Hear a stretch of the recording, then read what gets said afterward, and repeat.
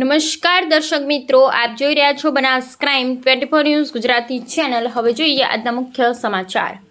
ડીસા આદર્શ હાઈસ્કૂલ ખાતે 79માં સ્વતંત્ર દિવસની ઉજવણી કરાઈ। વોર્ડ નંબર 3ના સદસ્ય રમેશભાઈ રાણાના હસ્તે ધ્વજવંદન કરવામાં આવ્યું।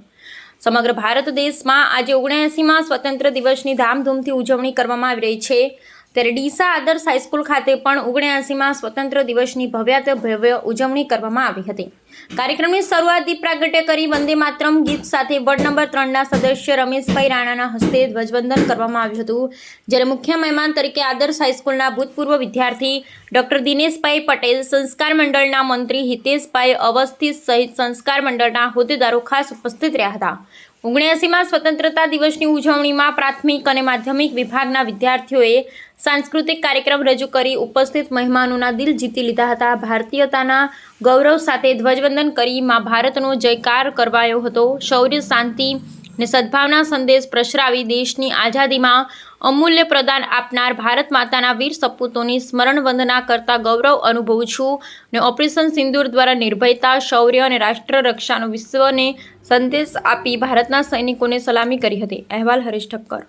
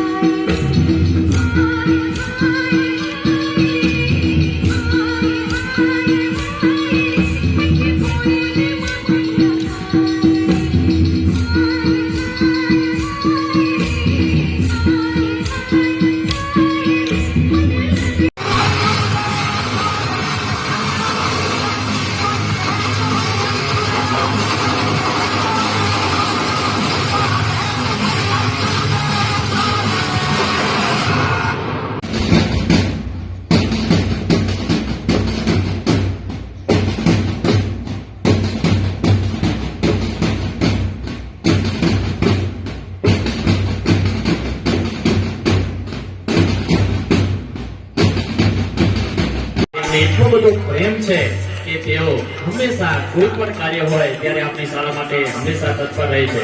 માત્ર એમને